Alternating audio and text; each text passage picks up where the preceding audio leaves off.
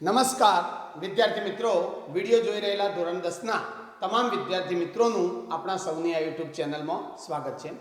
મિત્રો, આપણે વૈકલ્પિક અથવા તો બિનપરંપરાગત ઉર્જાના સ્ત્રોતોની વાત કરી રહ્યા છીએ.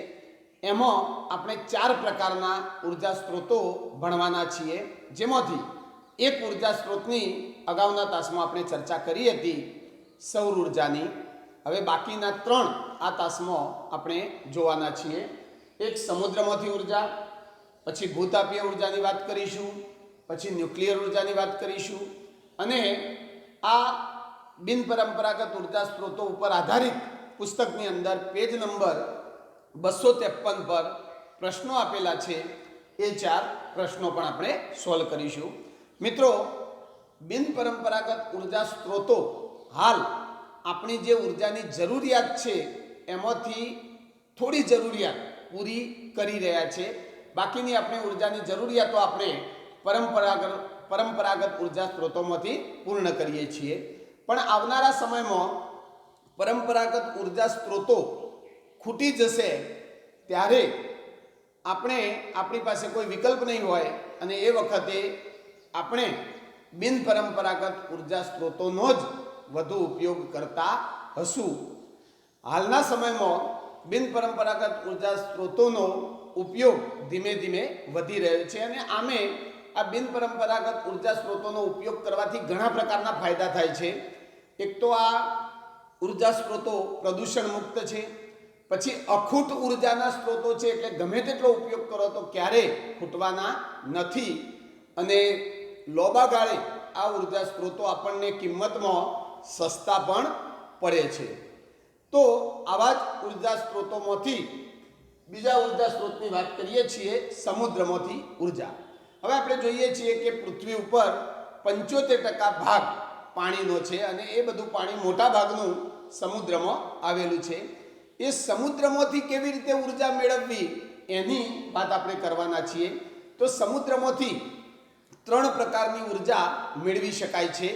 એક તો ભરતી ઉર્જા,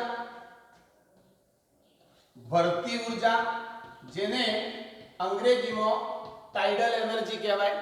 પછી તરંગ ઉર્જા, જેને અંગ્રેજીમાં વેવ એનર્જી કહેવાય. તરંગ ઉર્જા દરિયાના મોજામાંથી મળતી ઉર્જા છે. અને ત્રીજી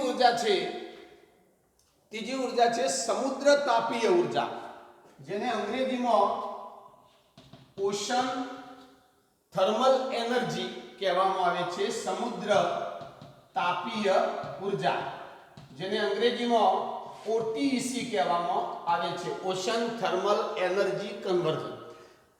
ઓશન થર્મલ એનર્જી એટલે કે ઓશન એટલે સમુદ્ર, થર્મલ એટલે તાપીય, એનર્જી એટલે ઉર્જા. આને કહેવાય ટાઇડલ એનર્જી, અને આ કહેવાય વેવ એનર્જી. આ 3 પ્રકારની ઉર્જા આપણે સમુદ્ર દ્વારા મેળવી શકીએ છીએ. હવે એક પછી એકની ચર્ચા કરીએ. પહેલી વાત કરીએ ભરતી ઉર્જાની. તો આપણે જોઈએ છીએ કે દરિયાનું પાણી સ્થિર હોતું નથી. જે રીતે તળાવ અને સરોવરમાં સ્થિર પાણી હોય એવું પાણી દરિયામાં જોવા મળતું નથી, અને એનું કારણ છે કે દરિયામાં ભરતીઓટ આવતી હોય છે, અને એ ભરતીઓટ આવવાનું કારણ ચંદ્રનું ગુરુત્વાકર્ષણ બળ છે, અને સાથે સાથે પૃથ્વી પોતાની ધરી ઉપર ફરે છે તો કેન્દ્ર ત્યાગી બળ પણ ત્યાં કામ કરતું હોય છે. હવે ચંદ્ર એ આપણો કુદરતી ઉપગ્રહ છે. ચંદ્ર પૃથ્વીની નજીક છે, એટલે સ્વાભાવિક છે કે ચંદ્ર ખૂબ નાનો નથી, પૃથ્વી કરતો નાનો છે, પણ એટલો નાનો નથી કે એના ગુરુત્વાકર્ષણ બળની અસર પૃથ્વી ઉપર ના થાય. એટલે ચંદ્રની ગુરુત્વાકર્ષણ બળની અસરના કારણે પૃથ્વી ઉપર જે સમુદ્રમાં પાણી છે એ પાણીમાં ભરતી અને ઓટ આવતી હોય છે. હવે ભરતી ઉર્જા, તો જ્યારે દરિયામાં ભરતી અને ઓટ આવે એ દરમિયાન કેવી રીતે ઉર્જા મેળવવામાં આવે છે, કેવી રીતે વીજળી પેદા કરવામાં આવે છે એની વાત કરવાની છે. ભરતી એટલે જ્યારે દરિયાનું પાણી કિનારા ઉપરથી ઉપર ચડે, એટલે કે દરિયાનું પાણી જમીન ઉપર આવે તો એ ભરતી કહેવાય છે. અને પૂનમના દિવસોમાં આ ભરતી આવતી હોય છે. અને ઓટ એટલે દરિયાનો કિનારો પાછો જાય, દરિયાનું પાણી પાછું જાય એને ઓટ કહીએ છીએ. તો આ સમુદ્રના પાણીમાં જે ઉતાર ચઢાવ આવે છે, ભરતી ઓટ આવે છે, એમાંથી વિદ્યુત ઉર્જા ઉત્પન્ન કરી શકાય છે. કેવી રીતે કરી શકાય? તો જુઓ, આવી જે જગ્યાઓ હોય કે જો ભરતી ઓટ વધુ આવતી હોય, એટલે કે પાણીનો ચઢાવ ઉપર નીચે થવાનો ચઢાવ વધુ હોય, એવા સ્થળોએ તમે ડેમ બાંધી અને ઉર્જા મેળવી શકો છો. કેવી રીતે? તો સમજીએ થોડું. તો જુઓ તમે, દાખલા તરીકે આ દરિયાનું પાણી છે. હવે આ એવી જગ્યા છે કે જો દરિયાનું પાણી ભરતી આવે એટલે આ બાજુ આવે છે, ઓટ આવે એટલે પાછું જાય છે. તો આવી જગ્યાએ ડેમ બાંધવામાં આવે. આ રીતે ડેમ બાંધવામાં આવે તો જ્યારે ભરતી આવશે એટલે એ ડેમના અંદર પાણી ભરાશે. એવી રીતે ગોઠવણી કરી હોય કે ભરતી આવે એટલે પાણી પેલા દિવાલ જે હોય ડેમની દિવાલને પાર કરી અને ડેમની અંદર ભરાઈ જાય. હવે એ પાણી જે ભરાઈ રહ્યું એ ડેમની અંદર ભરાયેલા પાણીમાંથી એ પાણીને ધીમે ધીમે તમે ધોધ રૂપે પડવા દો તો એ ધોધમાં ગતિ ઉર્જા હોય અને એ ગતિ ઉર્જાની મદદથી તમે ચક્ર ફેરવો, ટર્બાઇન ફેરવો અને એ ટર્બાઇનને જનરેટર સાથે જોડી દો એટલે વીજળી પેદા કરી શકાય છે. બધી જગ્યાએ આવું શક્ય ના બને, પણ જો અખાતી વિસ્તાર હોય ત્યાં આગળ આવી જગ્યાઓ મળી રહેતી હોય છે ડેમ બાંધવાની ને બધી. તો આવી જગ્યાએ આપણે ભરતી ઉર્જા ઉત્પન્ન કરી શકીએ છીએ. તો આ થઈ ભરતી ઉર્જાની વાત. હવે આપણે બીજી ઉર્જાની વાત કરીએ, તરંગ ઉર્જા. તરંગ ઉર્જા એટલે દરિયાના જે મોજા હોય એની જે ઉર્જા છે, એમાં જે ગતિ ઉર્જા છે એનો ઉપયોગ કરીને વિદ્યુત ઉર્જા ઉત્પન્ન કરવાની વાત છે. પણ દરિયાના મોજોની ગતિ વધુ હોવી જોઈએ અને દરિયાનો મોજો પવનની ગતિના કારણે ઉત્પન્ન થતો હોય છે. એટલે જો તીવ્ર પવન ફૂંકાતા હોય, જો દરિયાના મોજા એટલે કે તરંગોની ગતિ ઉર્જા વધુ હોય, ત્યાં આગળ એ ગતિ ઉર્જાનો ઉપયોગ કરી અને તમે ટર્બાઇન ફેરવી શકો. ટર્બાઇન એટલે ચક્ર ફેરવી શકો અને એ ચક્ર ફરે એટલે એની સાથે જનરેટર જોડીને વીજળી ઉત્પન્ન કરી શકાય. કોઈ પણ પ્રકારની વિદ્યુત ઉર્જા ઉત્પન્ન કરવી હોય તો એમાં પહેલું ટર્બાઇન ફેરવવું પડે. એ ટર્બાઇન ગમે તે રીતે તમે ફેરવો તો ટર્બાઇન ચક્ર ફરશે એટલે ચક્રની ધરી સાથે જનરેટર જોડેલું હોય તો જનરેટરનું કામ જ છે યાંત્રિક ઉર્જાનું વિદ્યુત ઉર્જામાં રૂપાંતર. ટર્બાઇન ફરશે એટલે યાંત્રિક ઉર્જા આપી કહેવાય. જનરેટર શું કરે છે? એ યાંત્રિક ઉર્જાનું વિદ્યુત ઉર્જામાં રૂપાંતર કરી આપશે. એટલે આ રીતે તરંગોની મદદથી પણ વિદ્યુત ઉર્જા ઉત્પન્ન કરી શકાય છે અને તરંગ ઉર્જા કહેવાય. પછી છે સમુદ્ર તાપીય ઉર્જા, ઓટીઈસી. સમુદ્ર તાપીય ઉર્જા એટલે દરિયાની જે સપાટી હોય એ સપાટી ઉપર પાણીનું તાપમાન થોડું વધારે હોય અને દરિયાના પાણીમાં જેમ જેમ ઊંડે જઈએ એમ સૂર્યના કિરણો ઓછા પહોંચતા હોય એટલે પાણીનું તાપમાન ઓછું હોય.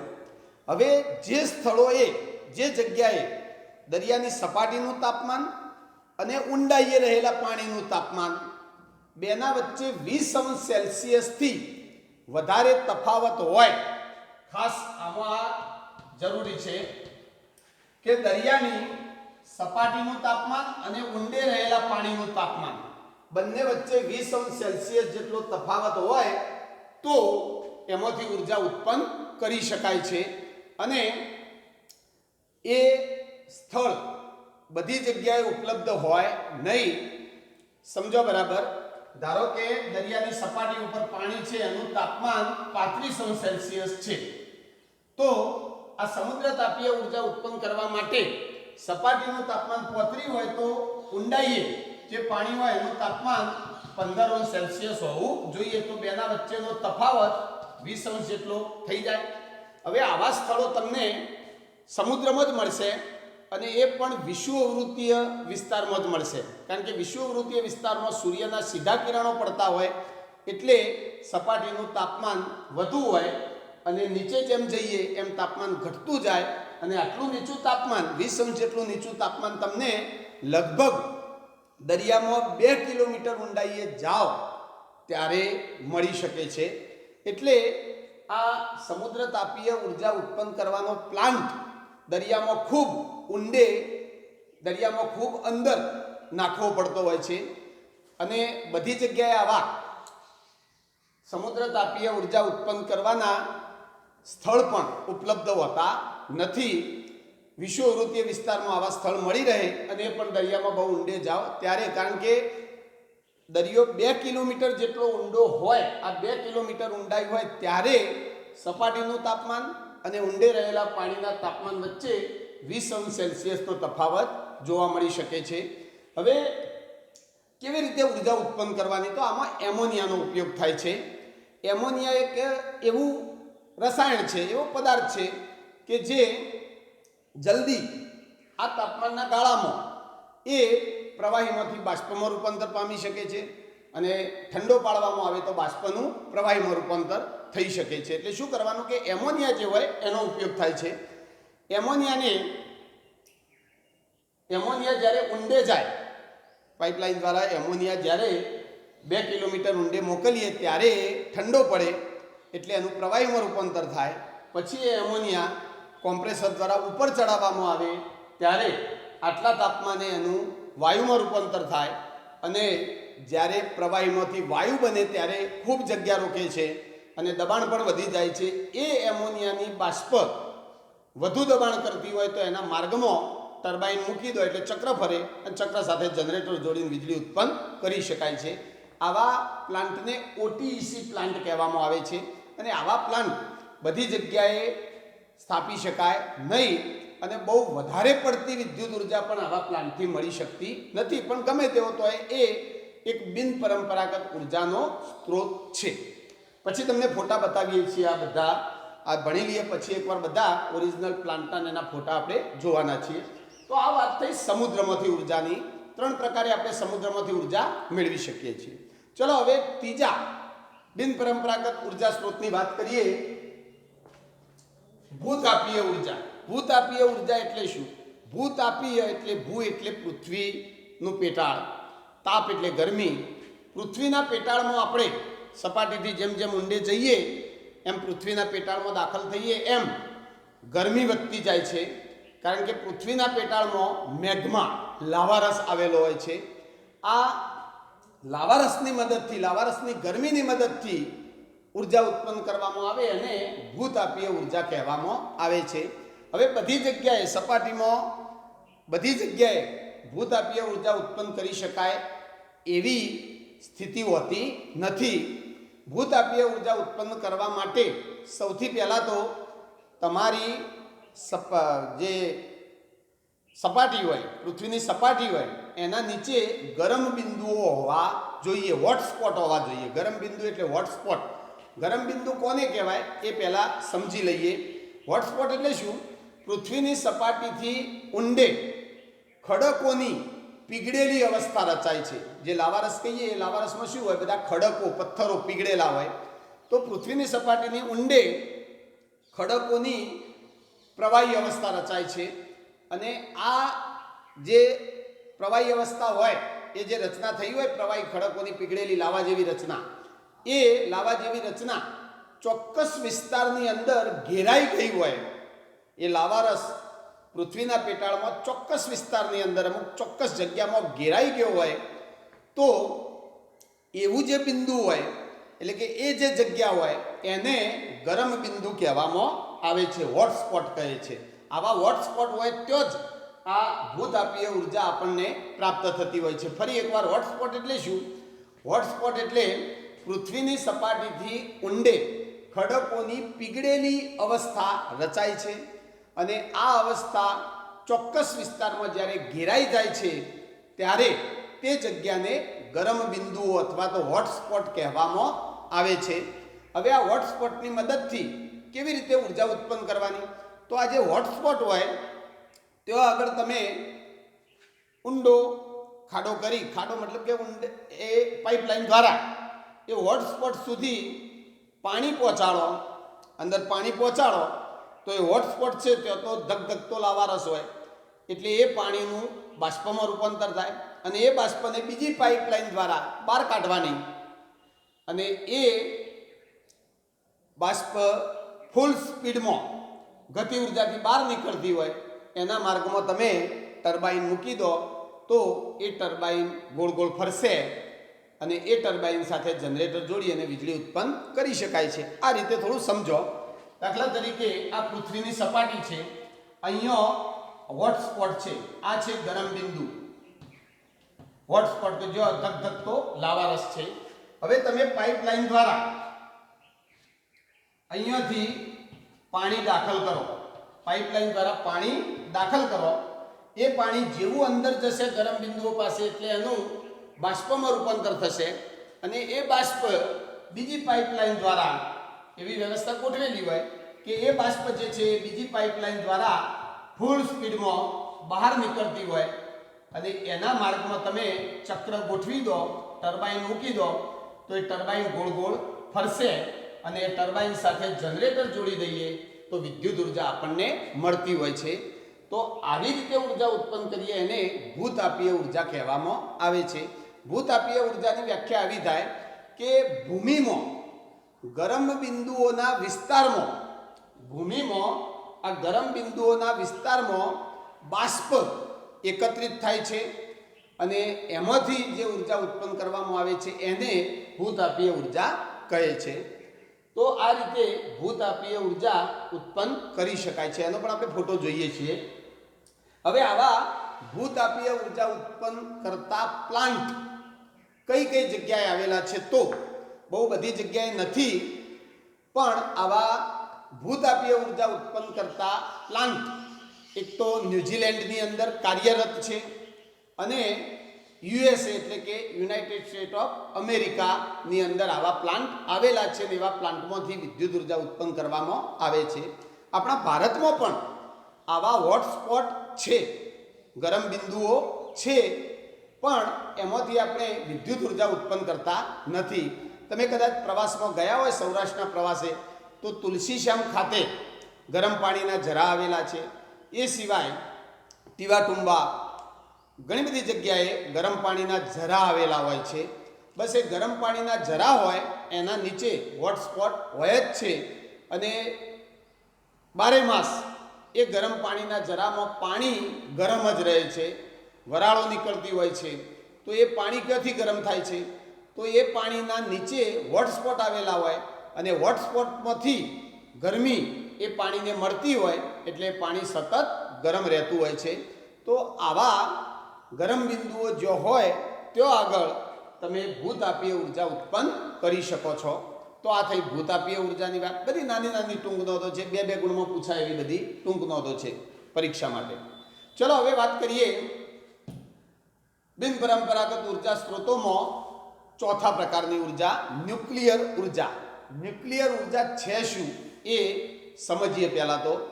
અને ન્યુક્લિયર ઉર્જા બે પ્રકારની આપણે મેળવી શકીએ છીએ. એટલે કે ન્યુક્લિયર ઉર્જાના બે પ્રકાર છે. એક ન્યુક્લિયર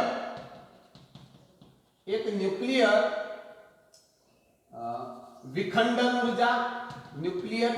ઉર્જા, અને બીજી છે ન્યુક્લિયર સંલયન ઉર્જા. ન્યુક્લિયર વિખંડન અને ન્યુક્લિયર સંલયન ઉર્જા. અંગ્રેજીમાં એકને કહેવાય ન્યુક્લિયર ફિઝન અને બીજાને કહેવાય ન્યુક્લિયર ફ્યુઝન. શબ્દો મિક્સ થઈ જાય એવા છે એટલે ગુજરાતીમાં સ્પષ્ટ સમજી શકીએ છીએ. ન્યુક્લિયર વિખંડનનો અર્થ થાય કે કોઈ મોટો પરમાણુ હોય એને તોડી અને નાના નાના પરમાણુઓમાં રૂપાંતર કરીએ એને વિખંડન થયું કહેવાય. તો આવું જ કંઈક આ ઉર્જા ઉત્પન્ન કરવા માટે કરવાનું હોય છે.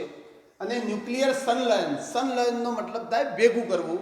નાના નાના પરમાણુઓ ભેગા થઈ અને મોટો પરમાણુ બનતો હોય, વધુ દળ ધરાવતો પરમાણુ બનતો હોય તો એને સંલયન થયું કહેવાય.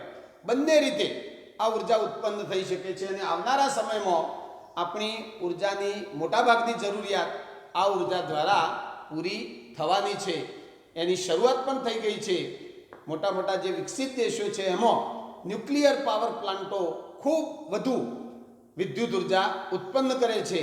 આપણા ભારતમાં પણ થોડા ઘણા આવા ન્યુક્લિયર પાવર પ્લાન્ટ નાના પાયા ઉપર આવેલા છે અને આવનારા સમયમાં લગભગ બધા રાજ્યોની અંદર આવા ન્યુક્લિયર પાવર પ્લાન્ટ, ન્યુક્લિયર ઉર્જા ઉત્પન્ન કરતા સ્ટેશનો સ્થાપવામાં આવશે. કારણ કે એના ફાયદા ઘણા છે, જો કે એના ગેરફાયદા પણ છે, પણ એના ફાયદા ઘણા વધારે છે. તો એ બધા આપણે ફાયદાની એની વાત કરીશું. પણ પહેલાં સમજી લઈએ કે ન્યુક્લિયર વિખંડનમાં કેવી રીતે ઉર્જા ઉત્પન્ન થાય અને ન્યુક્લિયર સંલયનમાં શું હોય.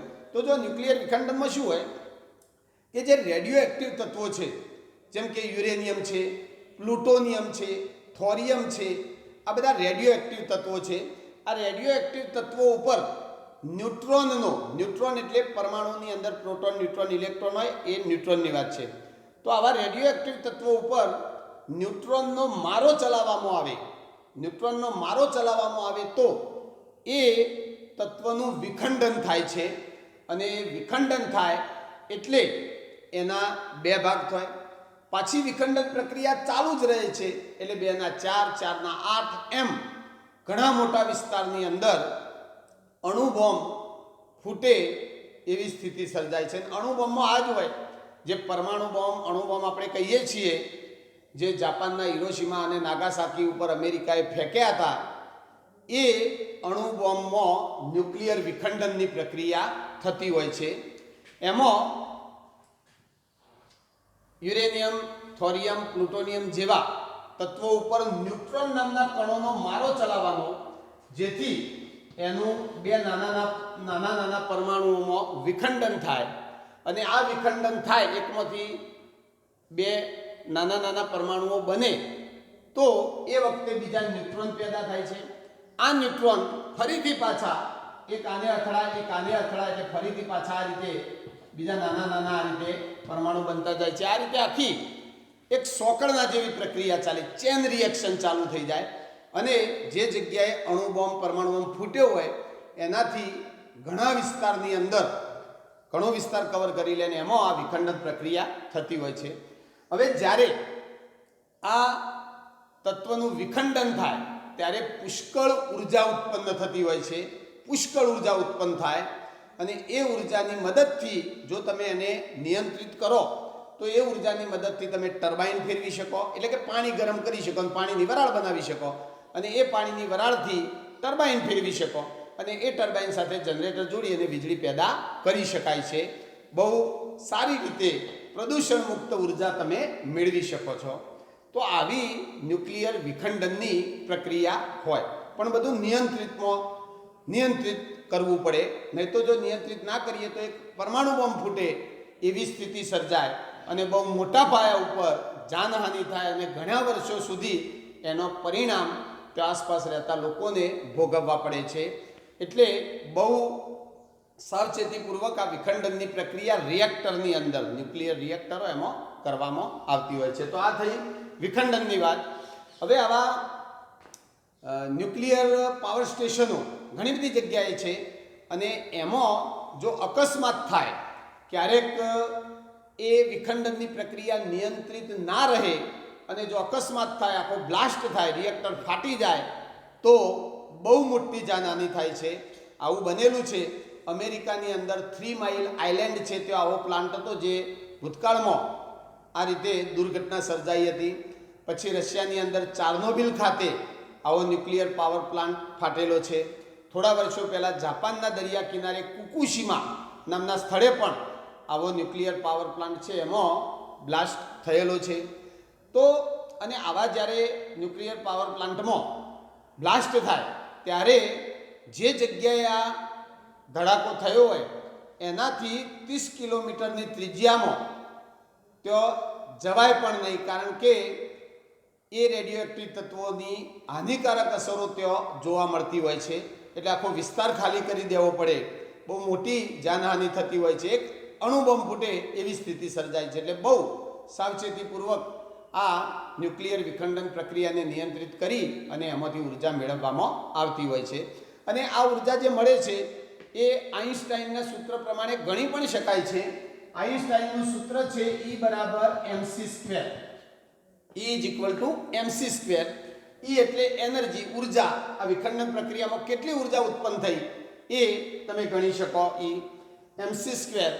m એટલે જેનું જે આપણે તત્વ લઈએ છીએ એનું દળ, સી એટલે પ્રકાશની ઝડપ, આ સૂત્ર દ્વારા આપણે ઉર્જા કેટલી ઉત્પન્ન થાય છે એ ગણી શકીએ છીએ.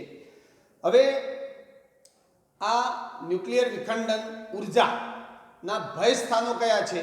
તો એના 3 ભય સ્થાનો છે. પહેલું તો આપણે જોયું કે ભાઈ ક્યારેક જો આ ન્યુક્લિયર વિખંડનની પ્રક્રિયા નિયંત્રિત ના થાય તો મોટી દુર્ઘટના સર્જાઈ શકે છે. પછી બીજું એ છે કે આ પ્રક્રિયા દરમિયાન જે કચરો ઉત્પન્ન થાય એ રેડિયો એક્ટિવ કચરો હોય છે. એ કચરાનો નિકાલ કરવાની હજુ સુધી કોઈ વ્યવસ્થા શોધાઈ નથી. એટલે હાલ તો એ બધો કચરો સંગ્રહ કરવામાં આવે છે, પણ એ કચરાનો નિકાલ જો જ્યાં ત્યાં જગ્યાએ કરવામાં આવે તો એ ખૂબ વિનાશક સાબિત થઈ શકે છે. અને ત્રીજો એનો ગેરફાયદો એટલે ભય સ્થાન એ છે કે આ ન્યુક્લિયર ઉર્જા ઉત્પન્ન કરવા માટે જે યુરેનિયમ, પ્લુટોનિયમ, થોરિયમ આવા બધા રેડિયો એક્ટિવ તત્વોનો ઉપયોગ થાય છે, અને આ બધા તત્વોમાંથી વિનાશક શસ્ત્રો બનાવવામાં આવે છે. પરમાણુ બોમ્બ બનાવી શકાય છે. અને જો એવા વ્યક્તિઓના હાથમાં આ તત્વો આવી જાય તો એનો દુરુપયોગ પણ કરી શકે છે. આવા બધા ભય સ્થાનો રહેલા છે. તેમ છતાં આવા ન્યુક્લિયર પાવર પ્લાન્ટ કાર્યરત છે, કારણ કે સામે એના ફાયદા પણ ઘણા છે. એના ફાયદાની જો વાત કરીએ તો એના ફાયદામાં એક તો પહેલું કે ન્યુક્લિયર પાવર પ્લાન્ટ તમારે બનાવવો હોય તો બહુ ઓછી જગ્યામાં પ્લાન્ટ સ્થાપી શકાય છે. અને બીજો મોટો ફાયદો એ છે કે ન્યુક્લિયર પાવર પ્લાન્ટથી ઉત્પન્ન થતી ઉર્જા પુષ્કળ હોય છે. તમે એક ગણતરી સમજો, 1 કિલોગ્રામ યુરેનિયમ હોય, 1 કિલોગ્રામ યુરેનિયમ એટલે આટલું થાય. એમાંથી જેટલી ઉર્જા મળશે એટલી ઉર્જા 10 લાખ કિલો કોલસો બાળવાથી મળતી ઉર્જા બરાબર હોય. 10 લાખ કિલો કોલસો એટલે મોટો ઢગલો થાય. હવે એટલો બધો કોલસો બાળો અને એમાંથી જે ઉર્જા મળે એટલી ઉર્જા માત્ર 1 કિલોગ્રામ યુરેનિયમમાંથી મેળવી શકીએ છીએ. એટલે પુષ્કળ પ્રમાણમાં ઉર્જા આ પદ્ધતિથી મેળવી શકાય છે. એનો મોટો ફાયદો છે. તો આવા બધા ફાયદાના કારણે આવનારા સમયમાં આપણો મુખ્ય ઉર્જાની જરૂરિયાત પૂરી કરતો સ્ત્રોત આ ન્યુક્લિયર ઉર્જા હોઈ શકે છે. પછી વાત કરીએ ન્યુક્લિયર સંલયનની. ન્યુક્લિયર સંલયનમાં બિલકુલ વિખંડનથી ઉલટું હોય. ન્યુક્લિયર સંલયનમાં નાના નાના પરમાણુઓ ભેગા થઈ અને મોટો પરમાણુ બનતો હોય. જેમ કે હાઇડ્રોજન નાનામાં નાનો પરમાણુ છે, હાઇડ્રોજન, બરાબર.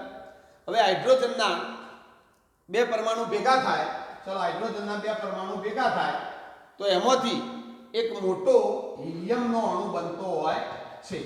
હિલિયમનો અણુ બને છે જેનું દ્રવ્યમાન, એનું દળ વધારે હોય છે.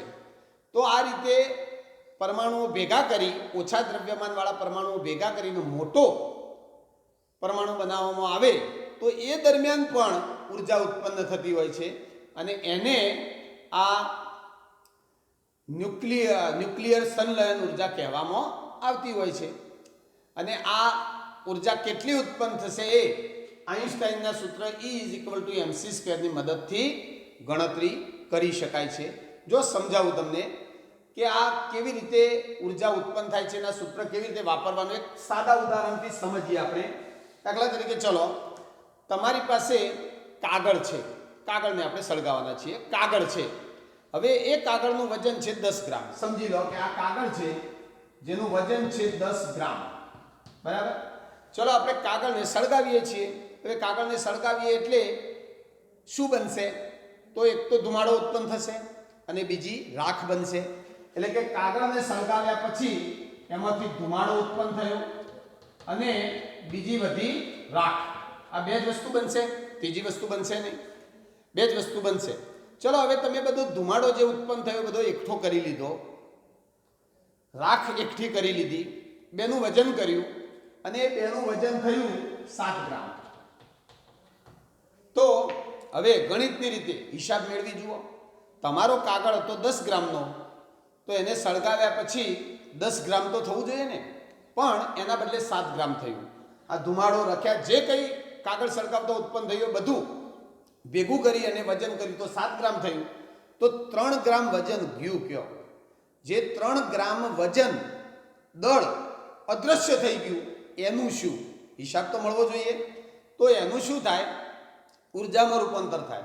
જ્યારે તમે કાગળ સળગાવો છો ત્યારે તમને જે ઉર્જા મળે છે, જે ગરમી મળે છે, જે પ્રકાશ મળે છે, એ પ્રકાશ બનાવવામાં 3 ગ્રામ વજન વપરાઈ ગયું અને એ આ સૂત્ર દ્વારા ગણી શકાય છે. અને આઈન્સ્ટાઈનનું આ સૂત્ર બહુ પ્રખ્યાત સૂત્ર છે. એના સૂત્રના કારણે આઈન્સ્ટાઈન એક મહાન વૈજ્ઞાનિક ગણાય છે. અદ્રશ્ય થયેલું દ્રવ્યમાન, ધારો કે આમાં 10 ગ્રામ હતું અને 7 ગ્રામ મળ્યું તો 3 ગ્રામ અદ્રશ્ય થયું, એ 3 ગ્રામ એટલે આ એમ અદ્રશ્ય થયેલું માસ, દળ. સી એટલે પ્રકાશની ઝડપ. આ બધી કિંમતો મૂકી દો અને ગણતરી કરો તો તમને ઈ મળી જાય. ઈ એટલે એનર્જી, ઉત્પન્ન કેટલી ઉર્જા થશે એ તમે ગણી શકો છો. તો આ રીતે ન્યુક્લિયર ઉર્જા મેળવવામાં આવતી હોય છે. હવે એક બીજું જાણવા જેવું છે કે ન્યુક્લિયર સંલયન ઉર્જા સૂર્યમાંથી આપણને મળે જ છે. તમે જુઓ, સૂર્યની અંદર, સૂર્ય એક તારો છે અને દરેક તારાની અંદર તાપ ન્યુક્લિયર સંલયન પ્રક્રિયા ચાલતી હોય છે. આ તમે સાંભળેલું હશે. તારા હાઇડ્રોજનના બનેલા હોય અને તારાની અંદર હાઇડ્રોજનનું હિલિયમમાં રૂપાંતર થતું હોય છે. એટલે કે નાના નાના પરમાણુ ભેગા થઈ મોટો એક પરમાણુ બને છે અને આ દરમિયાન ઉર્જા ઉત્પન્ન થાય છે અને એ ઉર્જા પુષ્કળ હોય છે, જે સૂર્યમાંથી બહાર નીકળે છે અને આપણે એનો ઉપયોગ કરીએ છીએ. તો સૂર્યમાં પણ આ પ્રક્રિયા સતત ચાલ્યા કરે છે. તાપ ન્યુક્લિયર સંલયન પ્રક્રિયા એ ચાલ્યા કરે છે. એ સંલયન પ્રક્રિયા દ્વારા આપણને ઉર્જા મળતી રહે છે. તો આ ન્યુક્લિયર ઉર્જાની વાત થઈ. હવે આપણે વાત કરીએ છેલ્લે પુસ્તકના પાન નંબર 253 ઉપરના પ્રશ્નોની. તો 4 પ્રશ્નો આપેલા છે, એ 4 પ્રશ્નો સોલ્વ કરી દઈએ. ચલો, પહેલો પ્રશ્ન છે કે સૌર કુકર માટે કયો અરીસો અંતર્ગોળ, બહિર્ગોળ કે સમતલ સૌથી વધુ યોગ્ય છે? તો સૌર કુકર માટે અંતર્ગોળ અરીસો સૌથી વધુ યોગ્ય રહેશે, કારણ કે અંતર્ગોળ અરીસો સૂર્યના કિરણોને કેન્દ્રિત કરે છે. આમે અંતર્ગોળ અરીસો હોય એ શું કરે છે? એના ઉપર સૂર્યના સમાંતર કિરણો આપાત થાય તો અરીસો એનું પરાવર્તન કરે, પરાવર્તન કરી અને ભેગા કરશે, કિરણોને કેન્દ્રિત કરશે. અને બધા કિરણો જો કેન્દ્રિત થાય તો ત્યાં આગળ પુષ્કળ ગરમી ઉત્પન્ન કરી શકાય છે. એટલે સૂર્ય કુકરમાં અંતર્ગોળ અરીસો વાપરીએ તો ખૂબ ઊંચું તાપમાન આપણે મેળવી શકીએ છીએ. હવે અગાઉના તાસમાં આપણે જે સૂર્ય કુકર જોયું હતું એમાં સમતલ અરીસો હતો. ઘરે વાપરવાનું જે સૂર્ય કુકર હોય એમાં સમતલ અરીસો આવતો હોય છે, પણ સૂર્ય કુકર એક જ પ્રકારનું નથી આવતું. લગભગ 6 થી 7 પ્રકારનો જુદા જુદા ડિઝાઇનવાળો સૂર્ય કુકર આવતો હોય છે. એમાં મોટાભાગના સૂર્ય કુકરોમાં અંતર્ગોળ અરીસાનો ઉપયોગ થતો હોય છે. અને કંઈક આવો એ સૂર્ય કુકર દેખાય તમને. આ રીતનો આવો સૂર્ય કુકર જ હોય. આવી અંતર્ગોળ સપાટી હોય, અહીંયા અરીસો લગાવેલો હોય અને જે ખોરાક તૈયાર કરવાનો હોય એ વિસ્તાર અહીંયા હોય. એટલે શું થશે કે સૂર્યના કિરણો આના ઉપર આપાત થાય એટલે એ બધા કિરણોનું પરાવર્તન થઈ અને બધી ગરમી આ જગ્યાએ ભેગી થાય. એટલે તમે ખૂબ ઊંચું તાપમાન મેળવી શકો. આને સોલર સંકેન્દ્રક કહેવામાં આવતું હોય છે. આવા પણ સૂર્ય કુકર હોય છે. તો સારામાં સારો અંતર્ગોળ અરીસો જવાબ આવશે. અંતર્ગોળ અરીસો એક જ ગુણનો પ્રશ્ન છે. પછી બીજો પ્રશ્ન છે, મહાસાગરમાંથી, સમુદ્રમાંથી, મહાસાગરમાંથી પ્રાપ્ત થતી ઉર્જાની મર્યાદાઓ કઈ છે? લિમિટેશન કઈ છે? તો જુઓ, મહાસાગરમાંથી પ્રાપ્ત થતી ઉર્જાની મર્યાદાઓની વાત કરીએ તો મહાસાગરમાંથી પ્રાપ્ત થતી ઉર્જાની મર્યાદાઓમાં પહેલી મર્યાદા કે તમારે જો સમુદ્ર દ્વારા ઉર્જા મેળવવી હોય અને એમાં ભરતી ઉર્જા જો મેળવવી હોય તો તમારે જો ભરતી ઓટ આવતી હોય એવા વિસ્તારમાં બંધ બાંધવો પડે. અને આવા સ્થળો બહુ ઓછા છે કે જો તમે ભરતીની મદદથી, ભરતી આવતી હોય એમાંથી વિદ્યુત પેદા કરી શકો. એટલે કે બંધ બનાવવા માટેના સ્થળો બહુ ઓછા હોય છે. બંધ બનાવવો હોય તો તમારે બે બાજુ ઊંચાઈવાળો પર્વતીય વિસ્તાર હોવો જોઈએ. પર્વતીય મતલબ ઊંચો ટેકરાવાળો વિસ્તાર હોવો જોઈએ અને એના વચ્ચે દિવાલ કરવાની હોય એટલે બંધ તૈયાર થઈ જાય. તો એવા વિસ્તારો બધી જગ્યાએ હોય નહીં. ખાસ કરીને અખાતવાળો વિસ્તાર હોય ત્યાં આવું શક્ય બની શકે છે. એટલે પહેલી મર્યાદા એ છે કે ભાઈ બંધ બાંધવા માટે જરૂર હોય એવા સ્થળો બધી જગ્યાએ ઉપલબ્ધ હોતા નથી. પછી બીજી વાત, તરંગ ઉર્જા જો તમારે મેળવવી હોય તો એમાં પણ મર્યાદા છે કે જે સ્થળો ઉપર તીવ્ર પવન ફૂંકાતો હોય અને જે દરિયાના મોજા હોય, તરંગો હોય, એમાં પુષ્કળ ગતિ ઉર્જા હોય તો જ તરંગ ઉત્પન્ન થઈ શકે અને તમે આ ઉર્જા મેળવી શકો છો. અને આવા સ્થળો પણ બધી જગ્યાએ ઉપલબ્ધ હોતા નથી. અને ત્રીજી એની મર્યાદા એ છે કે આ સમુદ્રમાંથી ઉર્જા જે આપણે મેળવીએ એનું કાર્યક્ષમ રીતે વ્યાપારિક ધોરણે ઉત્પાદન કરવું મુશ્કેલ છે. એટલે કે આની મદદથી તમે ઉર્જા ઉત્પન્ન કરી શકો, પણ એટલી બધી ઉર્જા ઉત્પન્ન ના કરી શકો કે જે તમે બધાને પહોંચાડી શકો. એટલે વ્યાપારિક ધોરણે, વ્યાવસાયિક રીતે આવા પ્લાન્ટ બહુ સફળ થતા હોતા નથી, વ્યવસાયિક રીતે, આર્થિક રીતે ફાયદો કરાવતા નથી. એ એની મર્યાદા છે. એટલે જ આવા બધા પ્લાન્ટ આપણને અમુક જ જગ્યાએ જવલ્લે જોવા મળતા હોય છે. તો 3 મર્યાદાઓ થઈ એની. પછી ભૂતાપીય ઉર્જા એટલે શું? તો ભૂતાપીય ઉર્જા એટલે એની વ્યાખ્યા છે, એક ગુણનો પ્રશ્ન છે કે ભૂતાપીય ઉર્જાની વ્યાખ્યા આવી થાય કે ભૂમિમાં ગરમ બિંદુઓના વિસ્તારમાં, ભૂમિમાં ગરમ બિંદુઓના વિસ્તારમાં એકત્રિત થતી બાષ્પ સ્વરૂપની જે ઉર્જા છે એને ભૂતાપીય ઉર્જા કહે છે. બરાબર. પછી છેલ્લું, ન્યુક્લિયર ઉર્જાના ફાયદા કયા છે? તો જો ન્યુક્લિયર ઉર્જાના મુખ્ય 2 ફાયદા છે. પહેલો ફાયદો કે ન્યુક્લિયર ઉર્જા ઉત્પન્ન કરવા માટેનો જે પાવર પ્લાન્ટ હોય એ ખૂબ ઓછી જગ્યા રોકે છે. જે રીતે બાકીના બધા બિનપરંપરાગત ઉર્જા સ્ત્રોતોના પ્લાન્ટ નાખવા માટે જેટલી જગ્યાની જરૂર પડે એના કરતાં ઘણી ઓછી જગ્યા ન્યુક્લિયર પાવર પ્લાન્ટ સ્થાપવા માટે જોઈતી હોય છે. એટલે ઓછી જગ્યામાં આ પ્લાન્ટ સ્થાપી શકાય છે. અને આવી ઓછી જગ્યામાં પ્લાન્ટ સ્થાપી શકાય એટલે ઘણી બધી જગ્યાએ આવા પ્લાન્ટ નાખવાનું શક્ય બની શકે છે. પછી બીજો એનો મોટો ફાયદો એ છે કે ન્યુક્લિયર ઉર્જા પુષ્કળ વિપુલ પ્રમાણમાં ઉત્પન્ન કરી શકાય છે.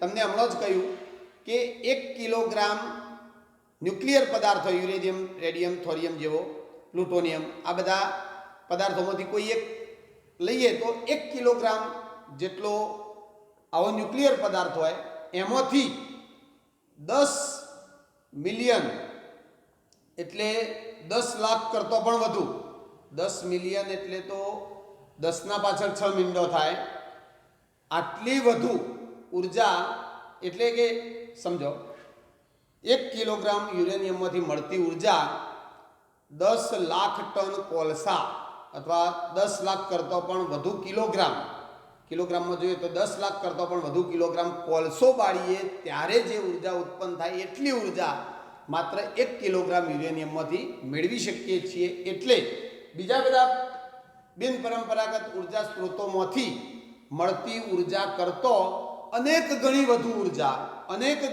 ઉર્જા આપણે આ ન્યુક્લિયર ઉર્જા દ્વારા મેળવી શકીએ છીએ. તો આ બિનપરંપરાગત ઉર્જા સ્ત્રોતોની વાત પૂરી થઈ, આ મુદ્દો પૂરો થયો. હવે થોડા ફોટા જોઈ લઈએ. ચાલો જુઓ.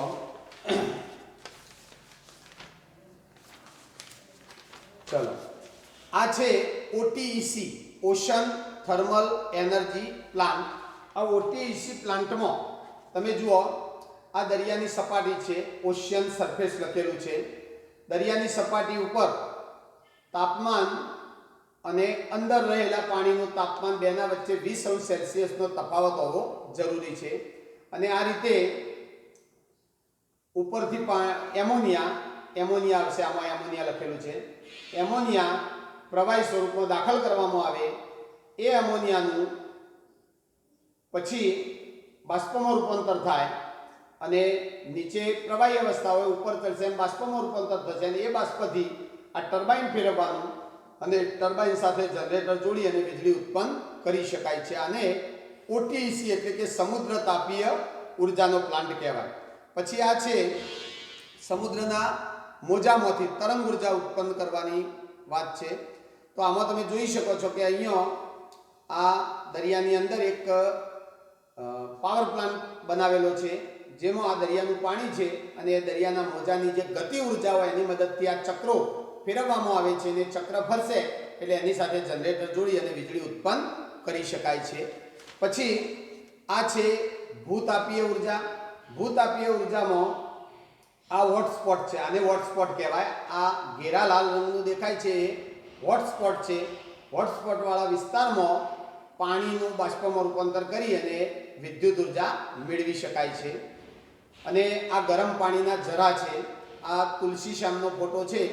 તુલસી શ્યામમાં આવા ગરમ પાણીના ઝરા આવેલા છે.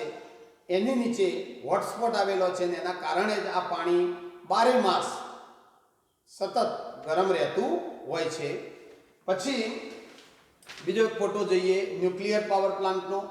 આ છે ન્યુક્લિયર પાવર પ્લાન્ટ, ભારતનો જ છે. આ આખો ન્યુક્લિયર પાવર પ્લાન્ટ છે. આ ન્યુક્લિયર રિએક્ટર છે જેની અંદર પેલી ન્યુક્લિયર વિખંડનની પ્રક્રિયા કરવામાં આવતી હોય છે. બહુ ઓછી જગ્યામાં આ પાવર પ્લાન્ટ સ્થાપી શકાય છે. પછી આ છે ન્યુક્લિયર વિખંડન. ન્યુક્લિયર વિખંડન એટલે જ્યારે પરમાણુ બોમ્બ ફૂટે ત્યારની આ સ્થિતિ છે. આ જગ્યાએ બ્લાસ્ટ થયેલો છે એટલે કે પેલા રેડિયો એક્ટિવ તત્વો ઉપર ન્યુટ્રોનનો મારો કરી અને વિખંડન પ્રક્રિયા શરૂ કરવામાં આવી છે. અને એ ચેન રિએક્શન તમે જુઓ આગળ આ ગોળ સર્કલથી જોઈ શકાય છે કે આગળ વધતું જાય છે. એટલે ઘણા મોટા વિસ્તારની અંદર આ ન્યુક્લિયર વિખંડનની અસર જોવા મળતી હોય છે. અને ન્યુક્લિયર સંલયન એટલે ન્યુક્લિયર ફ્યુઝન કહેવાય. ન્યુક્લિયર ફ્યુઝનમાં તમે જુઓ તો આ તીર જોજો. આ ટ્રિટિયમ એ હાઇડ્રોજનનો સમસ્થાનિક છે. ડ્યુટેરિયમ એ પણ હાઇડ્રોજનનો સમસ્થાનિક છે.